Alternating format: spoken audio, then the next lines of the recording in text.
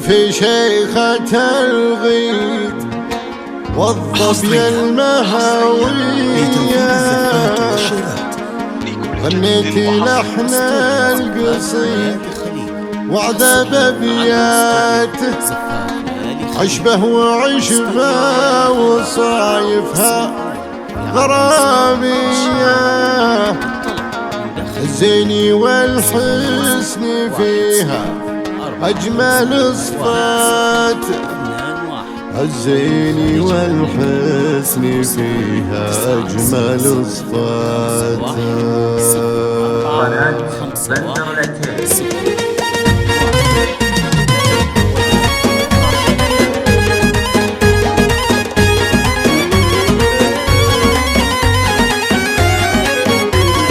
في شيخة الغيد والظبي المهاوية غنيتي لحن القصيد وعذب أبياته أشبه وعشبه وصايفها غرامية الزين والحسن فيها أجمل صفاته زين طبيعي وحلاياها طبيعية والحسن يخضع لها راسه وهماته متفردة بالجمال وما هي عادية جمالها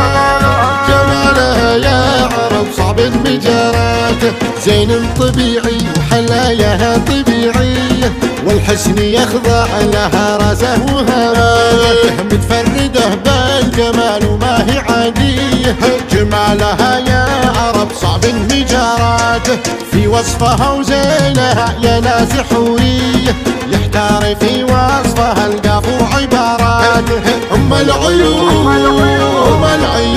اللي نظرتها خيالية في خدها الورد وغيضانه وجناته وشقر الجدايل على الامثال زاهية والقد ما يشبه الغصن في ذاته بالمثل أشبه ترى ما توجد بناية متصدرة ساحة الزين ومنصاته صنعة أصلي فيها الطيب مارية واخلاقها طيب وعطل ونفحات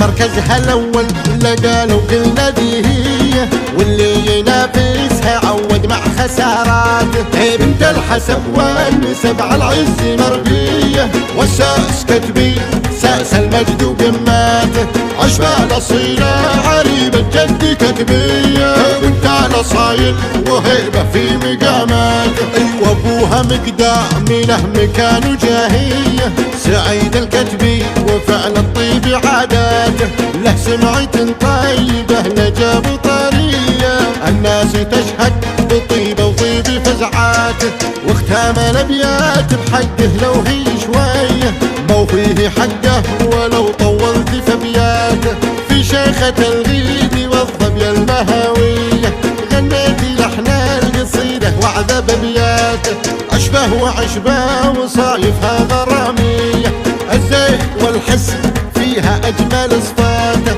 الزين والحسن فيها أجمل صفاته.